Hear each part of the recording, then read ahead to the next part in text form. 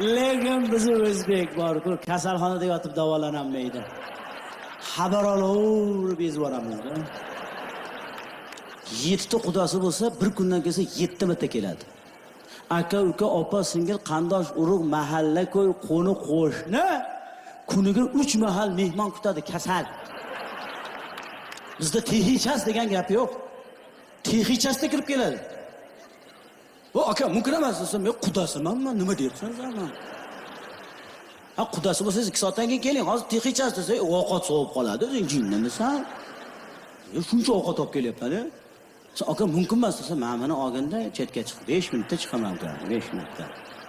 Bostirib kirib keladi. Assalomu alaykum quda, yaxshimisiz? Turmang deydi. Ha, qanaqa qilib turmaysiz? Quda-yu. Qizini olgan bo'lsangiz turmasligingiz mumkin. Qizingizni bergan bo'lsangiz, mana shunda yotgan joyda kapelnisini tars etib uzib,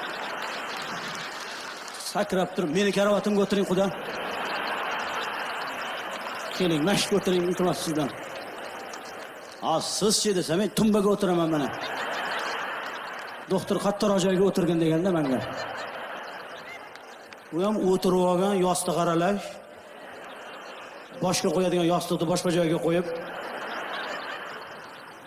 bir pasda ketavermaydi-da. Ha, ket tezroq. Ranglaringiz ancha tuzuk.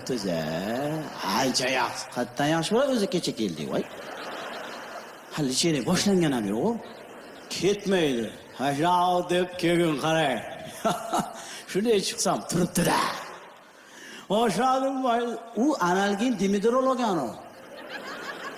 Kasal. Bu gapiryapti, buni ko'zi ketib qolyapti.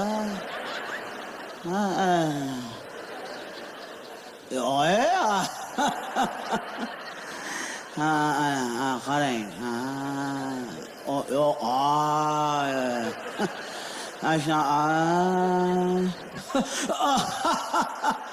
Uni gapiga kulmayapti, u o'zini uyg'otish uchun kulyapti.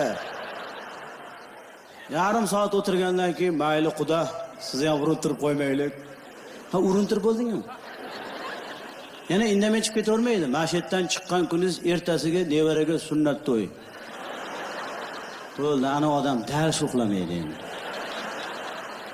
To'yga sarpoqqa borish kerak, ho'kiz olib borish kerak, dars uxlamaydi.